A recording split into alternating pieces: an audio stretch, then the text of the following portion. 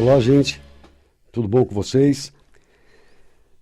Bom, é muito legal estar com vocês aqui, trazendo informações sobre medicina preventiva, sobre inverdades que ocorrem, o interesse só por lucros e cada vez menos atenção ao bem-estar do ser humano. E isso é na indústria farmacêutica, isso é na indústria alimentícia, isso é por conta das autoridades de saúde, né? Então, hoje eu vou dedicar um tempinho para passar informações para vocês, para realmente poder estar empoderando os ouvintes, os seguidores do Manual do Proprietário, para que tomem cuidado, né, com as escolhas, porque a mídia é muito forte e, como vocês vão notar, pelo que eu vou estar contando para vocês, é muita mentira junto. Então, o único jeito da gente poder estar nos precavendo de danos muito sérios é vocês estarem realmente sabendo do risco, porque se tiver que assumir, vocês não fizeram isso de uma maneira sem conhecimento. Estavam numa situação que não tinham escolha, estavam entre a cruz e a espada, e aí usar por 1, 2, 3 dias uma droga dessas poderia ser a melhor opção naquele momento. Mas então eu quero comentar com vocês um trabalho que foi publicado no British Medical Journal, é uma das revistas mais conceituadas, né, de trabalhos médicos do planeta, ela, Nature e algumas outras, e foi na semana passada. Então, esse estudo foi conduzido por pesquisadores da Dinamarca, que mostrou uma forte associação entre problemas cardiovasculares e o uso de diclofenaco, uma das drogas com ação anti-inflamatória mais consumidas no mundo. A chance de um consumidor de diclofenaco ter um problema grave, como fibrilação atrial, uma arritmia cardíaca, insuficiência cardíaca e infarto, é simplesmente 50% maior do que aqueles que não usaram nenhum tipo de anti-inflamatório esteroidal, que é o que a gente chama não esteroidal, porque os esteroidais são as cortisonas, então esses anti-inflamatórios que a gente chama de AINES são não esteroidais. Muito bem, em comparação ao uso do paracetamol, um analgésico, e ibuprofeno e naproxeno, que são outros anti-inflamatórios não esteroidais, o risco de quem usa diclofenaco ter alguma complicação cardiovascular grave é 20% maior nos que utilizam o diclofenaco em relação ao paracetamol, ibuprofeno e o naproxeno. Bom, aqui a primeira inverdade é que eu queria que vocês soubessem. Eles estão falando em termos de risco cardiovascular, mas eles não estão dizendo para vocês que o uso de paracetamol é o maior causador de intoxicação e de insuficiência hepática do planeta, mais do que hepatite C. Então eu queria que vocês soubessem que quem toma um remedinho para gripe, que tem paracetamol, que quem toma um analgésico ou um remédio para febre com paracetamol, corre o risco, além dessas complicações todas cardiovasculares, também 20% menor do que quem usa o diclofenaco, mas corre um risco muito maior de ter insuficiência hepática. Isso, obviamente, não está aqui. E diz que a droga também aumenta o risco de haver sangramento intestinal. Sim, como todo anti-inflamatório. E o ibuprofeno e o naproxeno, que eles dizem aqui que são mais bonzinhos, não, eles também podem causar sangramento gastrointestinal. Ok? Então, vejam o cuidado que a gente tem que ter quando a gente lê um trabalho científico publicado numa revista que nem o British Medical Journal, né, em analisar cada dado que eles passam para a gente. O novo estudo que foi publicado na semana passada investigou dados de mais de 6 milhões de pessoas. E esses dados foram coletados entre 1995 e 2016, durante 21 anos. O país mantém um registro das compras de medicamentos advindas de prescrições médicas. e também dos eventos de relevantes, né, dos efeitos colaterais de cada paciente no sistema público de saúde. Aqui, gente, mais uma inverdade. Isso eles estão falando só do que eles falam que consumiram e que tinham receita. Mas eu quero que vocês saibam que qualquer um de nós pode comprar qualquer uma dessas drogas em qualquer gôndola de farmácia. Então, com certeza, esses números são muito, muito maiores do que foi apresentado nesse trabalho e eu estou aqui falando para vocês, tá ok? Aqueles que tinham tido doenças como trombose, angina, dor no peito, problemas de coagulação e outras condições cardiovasculares foram excluídos da pesquisa. As análises foram computadas mês a mês, de janeiro de 96 a dezembro de 2016. Ao longo dos 252 meses foram encontrados 1.465 eventos cardíacos graves em usuários de diclofenaco. E quase a metade disso, 898, em quem não usava nenhum anti-inflamatório. Tá? Mas não foram avaliados efeitos a longo prazo. Muito bem. Então, eu estou falando para vocês de um trabalho que levou 20 anos, um trabalho incompleto, um trabalho que eles se sentiram provavelmente na obrigação de dizer para vocês, olha, eu não estou sendo omisso, o órgão regulador, ou sei lá, que organização, né, que fez isso na Dinamarca, pelo menos eu estou avisando vocês que isso ocorre. Agora, do outro lado, eu vou dizer para vocês a conclusão, né, a resposta que a empresa que cria essa droga passou para a imprensa mundial. Então, esse laboratório esclarece que o fármaco diclofenaco, em todas as suas apresentações e composições, para vocês saberem quais são, é o cataflam, o diclofenaco potássico, o voltaren, o diclofenaco sódico, o flotac, o diclofenaco colestiramina. Então, tem vários nomes comerciais que utilizam esse fármaco, essa droga. Exige prescrição médica e somente um profissional habilitado poderá discernir sobre a necessidade da indicação do medicamento. Outra inverdade. Eu acabei de dizer para vocês que qualquer criança pode comprar isso numa gôndola de farmácia sem prescrição alguma, sem receita alguma. Né? Mais um crime. A incidência de eventos cardiovasculares, diz o fabricante aqui, e o aumento do risco de tais eventos em pessoas com problemas cardíacos graves estão indicados nas bulas e fazem parte da avaliação médica sobre a adequação do uso do diclofenaco. Então, quer dizer assim, eu simplesmente escrevo na bula que isso pode te matar e eu já estou isento, eu fiz a minha parte. Quer tomar? Tome e morra. Não é assim. Haja visto quantos anti-inflamatórios foram retirados do mercado nas últimas décadas. Vioxx, Prestige. Agora, justamente por quê? Porque aumentavam a incidência de doença cardiovascular, principalmente infarto, AVC, fora o fato de que todos, né, podem provocar sangramentos digestivos, gastrointestinais, e esses efeitos colaterais podem ser fatais. Agora eu pergunto, por que tantos foram retirados 2, 3 décadas atrás? E o resto continua no mercado. Se todos têm o mesmo mecanismo de ação, qual que é a intenção? Né? Por que não, são 2 pesos e 2 medidas? Porque alguns daqueles medicamentos, que são esses AINES, né? Os anti-inflamatórios não esteroides, foram retirados do mercado, por exemplo, numa dosagem de 50 miligramas, de 100 miligramas, mas foi mantido na de 50 miligramas.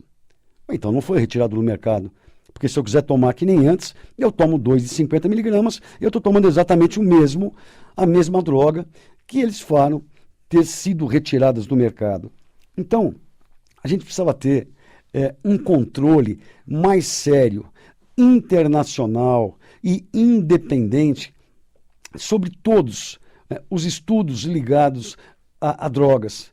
Porque hoje é sabido é sabido, isso é ciência pura, que a utilização de drogas ou a iatrogenia, que é qualquer dano pode ser fatal ou sequela causada a um ser humano pelo ato médico, é a quarta causa de morte no mundo hoje. Terceira ou quarta causa de morte no mundo, perdendo para as doenças cardiovasculares, infarto, AVC, para câncer, e aí elas vêm aí quase empatando com as doenças autoimunes.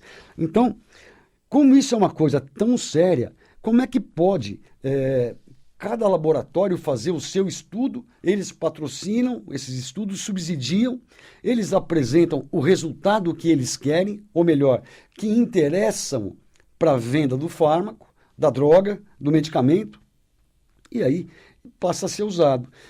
Eles bem sabem, durante a fase de testes, das várias complicações que muitas dessas drogas podem trazer, mas é o simples fato de colocar isso na bula já os isenta das responsabilidades a respeito. Então, ou se toma uma atitude internacional de um órgão independente, com cientistas de vários países, aonde participem dentro de cada laboratório, no desenvolvimento de cada droga, do primeiro ao último estudo, para a gente poder ter fidedignidade de informações.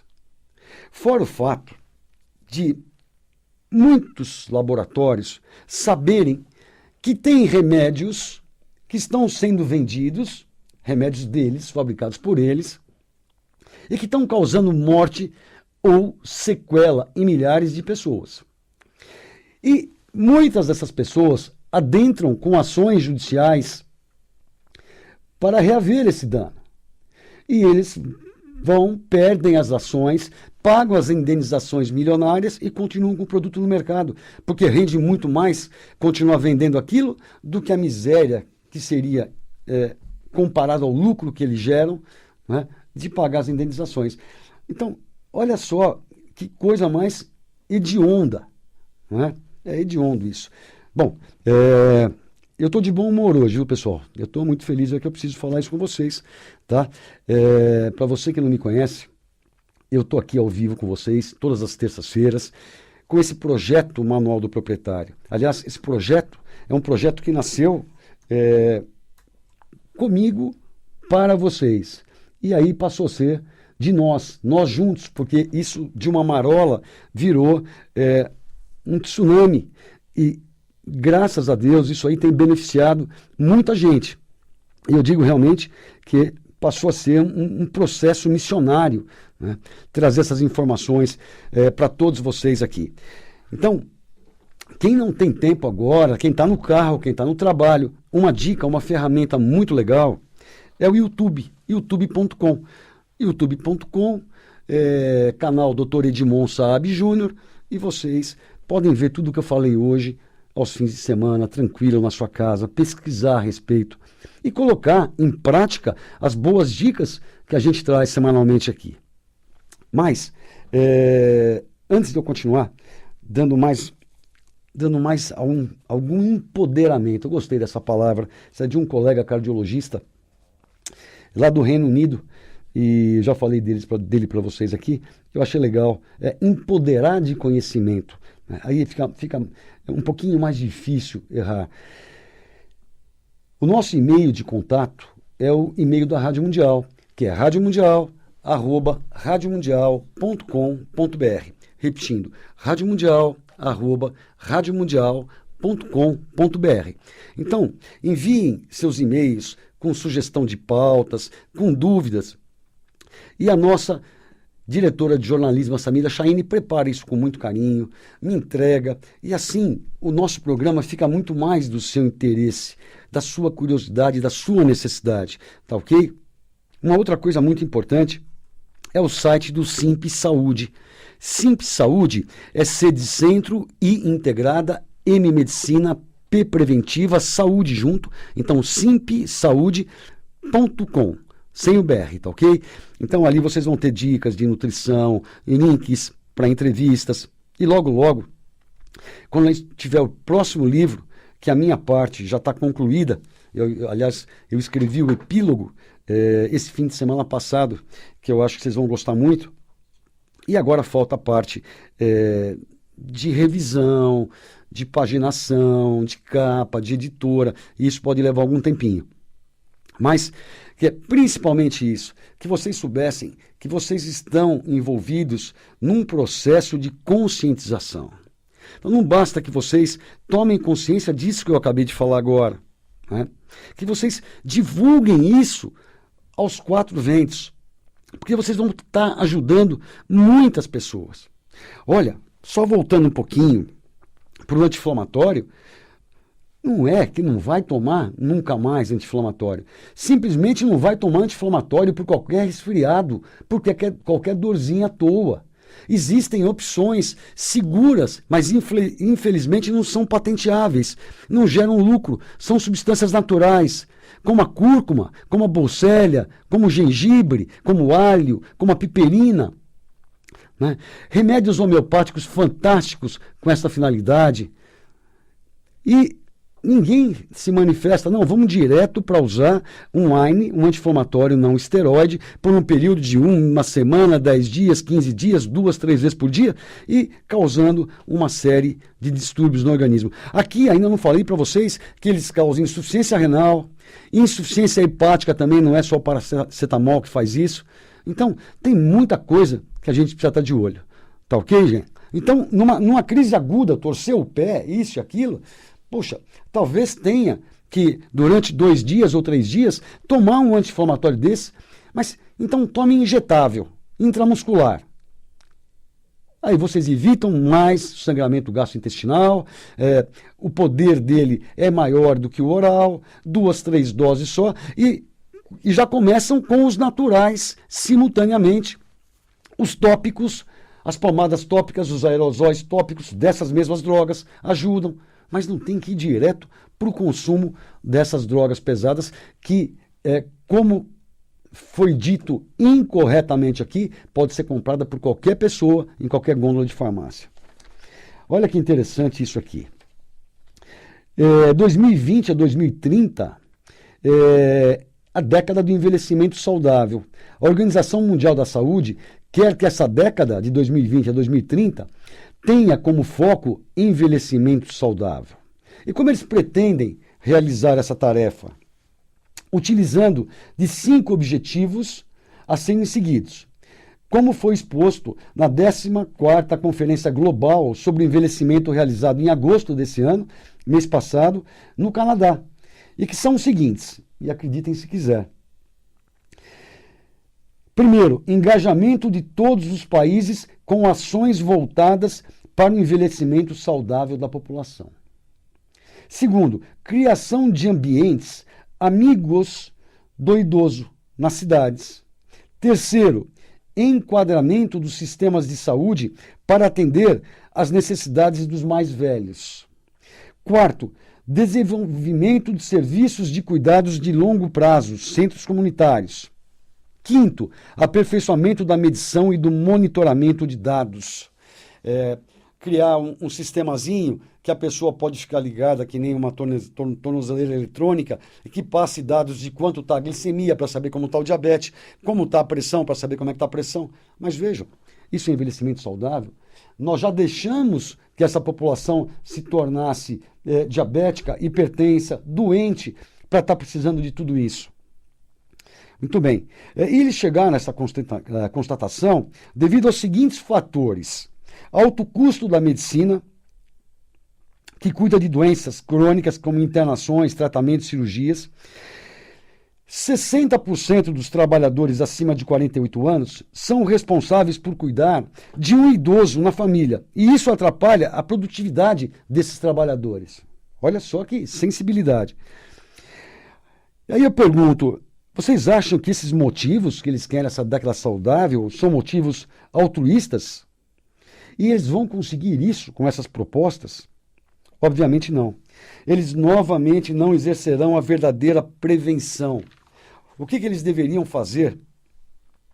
Orientar quanto à nutrição ideal, né? Uma nutrição baseada em vegetais, travar uma queda contra a indústria alimentícia no tocante ao excesso de sal, de todo tipo de açúcar, gorduras trans, conservantes, farinha refinada. Exatamente. Proibir isso. Mas é quem que vai ter, que governo, que autoridade vai ter a coragem de impor essas regras para a indústria tão poderosa como a alimentícia, né? Então, incentivar uma alimentação com menor consumo de proteína animal, uma dieta mais baseada em plantas, estimular a produção de orgânicos, realizar testes toxicológicos em todos os agrotóxicos, porque estão sendo usados um monte de agrotóxico e que nem sabem os que fazem mal e que não fazem mal, e banir os necessários.